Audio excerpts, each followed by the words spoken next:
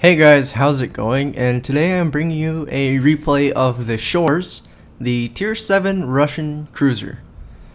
And this replay is from my friend Bunny.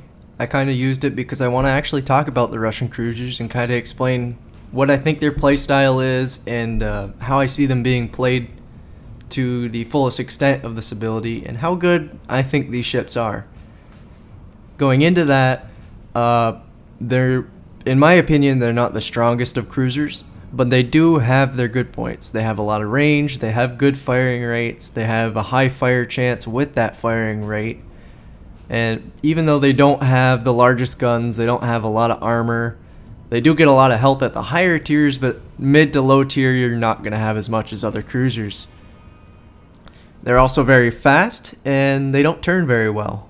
So you kind of take a hit there for not having... Wow, that's a nice glitch right there. I didn't notice that when I was recording, but I'm not sure if that's the replay or if it is the... Oh, there it goes. Must have just been a button with the replay that it didn't like. But going back into it, they don't turn very fast, but they are very fast ships going in a straight line. So you kind of give up that maneuverability from side to side for just getting from place to place really fast and trying to keep up with destroyers and stuff, which is something that these things do very well, is hunt destroyers because they're basically light cruisers. The only issue with that is, like I said, they don't turn very well. If that destroyer gets a good torpedo strike on you, you're kind of done. But the playstyle of these, I think, is very backline. You definitely want to sit behind something. You want to be the ship that's not getting shot at, because they don't have a lot of armor. You can't expect to bounce shots in these. You're going to take damage. If it's a battleship shooting at you, you're going to get beaten to a pulp if they know how to aim. And cruisers you might be able to bounce, but it's debatable sometimes. So you want to use your range. You don't want to sit really far back, but you just want to sit maybe just behind a battleship so that you're not tanking all the shots. Maybe somebody will launch one at you. You really still want to pay attention so that you're not fully broadside, but you don't want to be the one getting focused down because you will sink extremely fast. You have no armor. In mid to low tiers, you don't have as much health as other cruisers. Now what this Omaha is going to find out is these things have a lot of range. They have very good high explosive and decent armor piercing due to their low firing arc. Their firing arc is kind of comparable to the Japanese firing arc. It might be a bit higher, and they do have smaller guns, at least at some of these lower tiers. But they do have a really decent firing arc for light cruisers. It's definitely not a Cleveland. It doesn't shoot the moon. But would I suggest going down this line? If you're starting out with cruisers, no, because you definitely need to know how to aim. They have to sit at range, they have to shoot down range and actually hit their target in a decent spot to do damage. If you're going to hit a battleship, you have to hit the superstructure, because if not, these 155s that are on a lot of these cruisers will not do any damage. They will just kind of fall into the armor and do nothing. So you have to have decent aim, you have to know where you're going to aim, and you have to know how to lead with the arc of your shells, which does come with time with playing the ships. But if you're new to cruisers, I would not suggest taking it out immediately and going along with that. But something else about these, you can brawl other cruisers if you know you have the advantage. If you can keep your armor angled and you know you can beat their firing rate, you can probably brawl them as long as they don't have any help. I know with my Bidonye, tier 6, I brawled, I think it was a Pensacola and 2 Clevelands with it, and actually came out on top because they kept showing me their broadside, and I was only using my 2 front guns. So if you know you can beat their firing rate, especially here at tier 7 when you're going to be seeing a lot of Pensacolas and Miyokos, if you can avoid the Miyoko's torps and get them to turn broadside, your guns will chew them up. Depending on if you know how to aim, your guns will chew them up before they can get 3 salvos off, which saves you a lot of health in the long run if you can get within that 10-kilometer range where your armor piercing is going to be doing a ton of damage. But as you can see right now, Bunny's just kind of sitting in the back, starting fires. These are very, very, very good flamethrowers. And it's kind of like the Zao. They do have they have less of a fire chance than the Japanese cruisers, but they have that firing rate to bolster that, which makes it seem like they have a higher fire chance than they really do, even though it is a high fire chance to start with. My Russian cruisers haven't competed with my Zao for starting fires yet. I think my max for the Zao is 26. I think the max for my Russian cruisers is 23. So it's really close, but no dice there. Now this Omaha, if that Königsberg decides to load armor piercing, that Omaha should be wrecked. But it doesn't. Oh, he got one shot off. It looks like his torpedoes missed too. That poor stock Congo over there doesn't know what to do. He has what, like 12-kilometer range? Maybe a little bit more. So that's not much of a threat to us, way out at this range. And the Russian cruisers do get scout planes. That's all they get so far as I've seen. I'm not sure what past tier 7 they have. I think they get fighters at some point. But the scout is actually kind of useful if you know how to use it.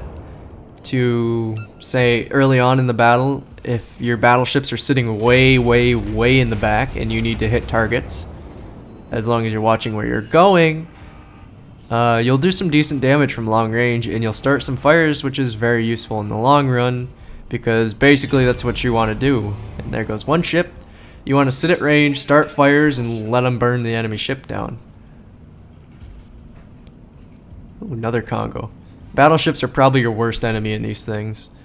While destroyers can take advantage of you not having a turning radius, or having a turning radius of a Yamato, battleships just will absolutely wreck you. Like I said, these things don't have a lot of armor. I hated the Kirov just because it could be penned through the front by basically anything, no matter what you angled. And I mean, the Bodanye and up kind of get more armor, but at the same time they don't. It's kind of weird. I don't know. I'd like to get more experience with the line before I really tell you what their armor's like.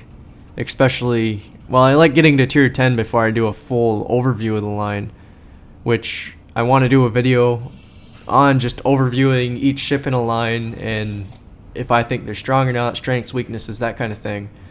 But for now, back to the replay, you can see enemy destroyers going towards our cap. Now, these Russian cruisers are mostly light cruisers, at least by, well, kind of by our standards and mixed with a little bit of Russian standards because of their size. But they are light cruisers, basically. They have high fire rate guns, and this poor Farragut right here is about to figure that out. As we roll around the corner at 7 kilometers and start lighting them up, these guns do a ton to destroyers. It just absolutely wrecks them. It's just like a Mikhail Kutuzov. You do not want to meet one of these at close range in a destroyer. And this poor Farragut right here is finding that out firsthand. If we can ever hit him, there's another. Ooh. 3 destroyers in cap. Fujin just rolled around the corner. Did not see him early enough to get torps off. The Farragut has, I think his engine's out. There's some torps from the Fujin. Ooh, these ones look close. Fujin is probably the biggest threat here. Torpedoes, direct front. Get those torps off. Russian cruisers do not have amazing torps. They have 4-kilometer torps to be exact. And they only keep them, I don't know where they start. I started at tier 5, of course, but they don't keep them at tier 10. It's a lot like the Des Moines, where you're not going to be brawling anything anyway, especially with the sighting range of a Yamato. And that poor destroyer almost made it into the unarming distance of the torpedoes. I'm not sure if he was going for a ram or something, but these torpedoes right here might hurt a bit. There's one, and the other one's slightly missed. Fujin has no engine, and he's out of smoke, so we're just going to rip into him here. He's going to get one more salvo of torps off, and then he goes down to an ally. So these can brawl at close range. But as you saw by that torpedo, they take a ton of torpedo damage. They do not have torpedo detection or protection. I'm pretty sure this continues all the way up the line. I'm fairly certain I heard somebody say that. But they do not have torpedo protection, so they take full damage from torpedoes, unlike the other cruisers like the Zhao, who do have torpedo bulges. Well, then again, the Zhao is basically a small battle cruiser, at least by my standards. At the same time, I guess you could say the tier 10 for the Russians is because of its huge guns, but I don't know. I don't like that they don't have torpedo protection, not detection. Torpedo protection, yet they can't turn worth a damn either. They're kind of like small battleships that are very, very weak for armor health, for the most part health, and torpedo protection. So that New Mexico is not looking at us. New Mexico, of course, has had a great game so far. I think he finishes top of their team. But as you can see, he's not looking at us. So the flamethrowers are coming out, setting him on fire. He just used damage control. But instead of putting him on fire again, we're going to shoot at this Cleveland because he is closer. And he is a threat. He does have a high fire rate. And if we go broadside to him, it's going to hurt. But of course, he's also a light cruiser, and our guns will basically always do damage to him with high explosive. And we're just racking up damage on him. And there's 2 fires for the, well, it used to be the best fire starter at tier 6. I think the Badanier replaced it, in my opinion.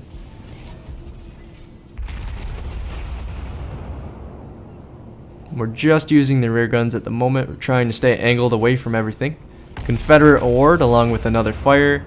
The Cleveland will not be putting out that fire. Some more hits, nothing major.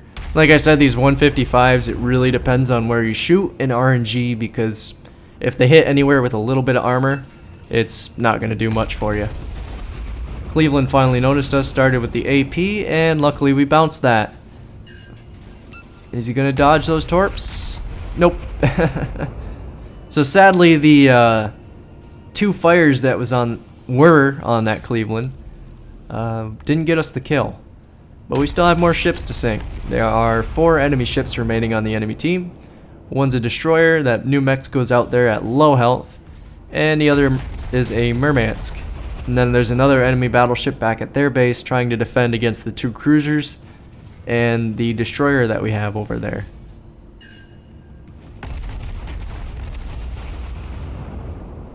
So, Murmansk is just absolutely burning. I don't know what he put on his decks, but that does not look healthy. Come on, hit. Ooh, doesn't look too good. No, only 1 hit. Come on. There's about average damage, and that New Mexico has finally noticed us, which means we're going to start taking fire from that, which is not a great thing. But it looks like that Murmansk will burn down, so that is very good for us. And there he goes. That means we can focus all of our attention on this New Mexico and get him sunk, so we don't have to worry about him. And once we don't have to worry about him, we only have to worry about that destroyer, which still can pose an issue. I think the allies over at the enemy base might be able to handle their surviving battleship. Hopefully they will, so that we don't have to go deal with them. Little hits, RNG, and a little bit of accuracy problems. Not liking us. There's a hit that starts a fire on the New Mexico. Always good, because that's going to be a lot of the damage when you're shooting at them. Yeah, and there's 2 little hits because of armor. Come on, 1 good one. That's all we need. And like I said, you really want to be shooting that forward superstructure on this. These shots are falling a little bit short for my tastes, but should still net us the kill. There's a fire for the finish, and there he goes with the Kraken. Enemy battleship destroyed. And now the enemy mine cause has just popped up, and we'll have to take care of him. These guns are fairly accurate. If you know how to aim, you can hit destroyers a little ways out. It's not like a Cleveland where you have to be within about 8 kilometers to actually hit a destroyer. And I think this Nicholas is AFK. It looks like he either disconnected or just went AFK for various reasons. But he spotted that mine cause for us, but he will not live for it. And there he goes. Enemy battleship did go down, so this mine cause is all that's left. But I don't think he's going to pull it off. He'd have to go all the way back to base and reset that cap, which, since it's 3 cruisers left in the game, I wouldn't say that's too good of odds. But they should finish this game out by capping. We are detected by that destroyer again, but it doesn't really matter. All these cruisers have really, really long firing, they have long firing ranges, but they have long spotting ranges too. The tier 10 has the spotting range of the Yamato, whereas at low tiers, if you think, what's the map? Is it straight? I don't know. A lot of the low tier maps are so small that tier 5 and up, you'll immediately get spotted at the start if you go forward slightly. It's just, they have huge spotting ranges for cruisers. And it kind of keeps you from doing stealth builds with it. And there's that mine cause trying to cap. While I don't think he could do that, he could slip through the channel and possibly reset in time if he used his guns right. So, will we find him before either team caps? We are not detected. I think, oh, there it is. We just came around that island into his sight, which means he's somewhere off to the right of our cursor. And there goes detection again. So where the hell did that little destroyer go?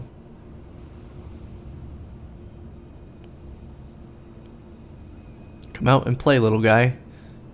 You know you want to. And Zuki put up the spotter plane.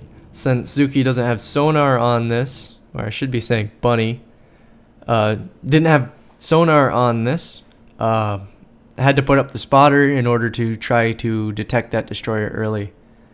But the game will end there with us capping it out. We didn't get to kill the destroyer, sadly. I think he was just hiding behind the island. Smart idea because, like I said, this is basically a light cruiser. It will rip apart any destroyer it sees with high explosive due to its fast firing rate and just general... yeah, I don't know what I'm saying after that, but yeah, due to its fast firing rate and really good high explosive. So that's kind of my opinion of the Russian cruisers. I don't think they're super amazing because, like I said, they don't have a lot of armor. They can't be in the front.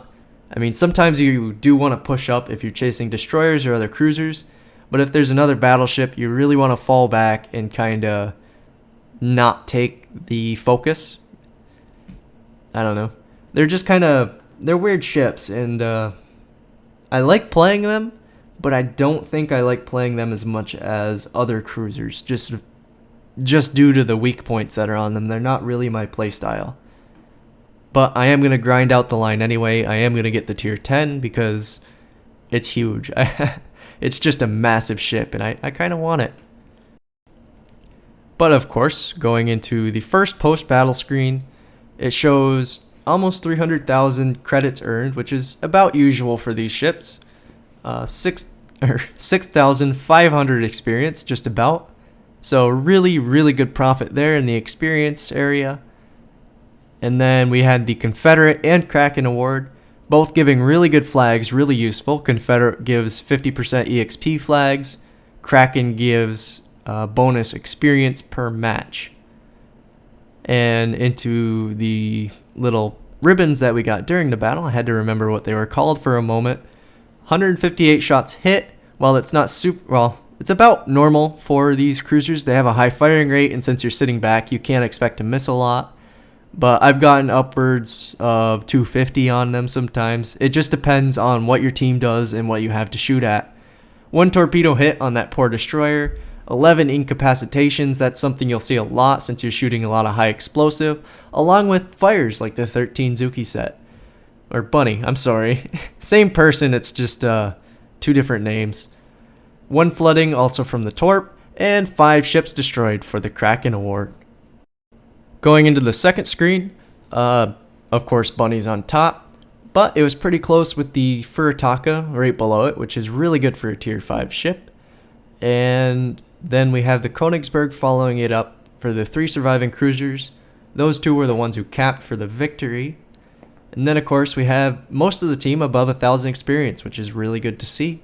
Shows they really contributed to their win. And then we have that Nicholas at the bottom with 56. I think he did get in. He probably went forward a little bit to where we saw him at the end of the game, and he must have either crashed or AFK'd for the rest of the game because not a lot of experience. I mean, that shows you connected, but well, I hope he connected. He was in the cap, but it's definitely not a participation. And also props to that enemy New Mexico. He almost got a Kraken when Bunny and him were dueling it out. They both had 4 kills, so whoever killed each other would have had a Kraken, and ended up Bunny got it. And then that Mine Cause was also in a division with him. Both of them looks like they tried to carry really hard, and sadly they couldn't, mostly because, well, we wouldn't be watching it here today if it was a loss. Well, would we? I don't know. It's still a really good game, but I probably would have stuck up one of my replays of it because I don't know. These things are great cruisers from range. Like I said, I don't enjoy the playstyle, but I think they are decent ranged cruisers. If you get the right game, you will do a lot of damage. And finally, the last screen shows about 53,000 in just high explosive shell damage and 24,000 in fire set. Usually when I play these, those two are about even. I think my average is usually about 35,000 for both. I really rely on the fires being set, and at close range I really rely on that armor piercing if something decides to go broadside to me, because it is kind of like a Russian destroyer. Its guns will do really good armor piercing damage if you can find an enemy that's willing to show their broadside or show their weak points to you. 1 torpedo hit for 2,700. Of course, that destroyer didn't have a lot, and he was unlucky enough to, not really get close enough to avoid the arming distance of these short-ranged Russian torpedoes. And almost 2,000 damage with secondaries. While this thing doesn't have a lot of secondaries, there was plenty of destroyers to shoot at over there. And surprisingly, that was only 4 hits with 51 secondary shells fired. So, a lot of damage there, but not a lot of accuracy. I guess we should get the vodka away from the Russian secondary users. But hope you guys enjoyed this replay, and I hope it helped if you were deciding if you wanted to go down the Russian cruiser line or not. And I hope you guys have a great day. See ya.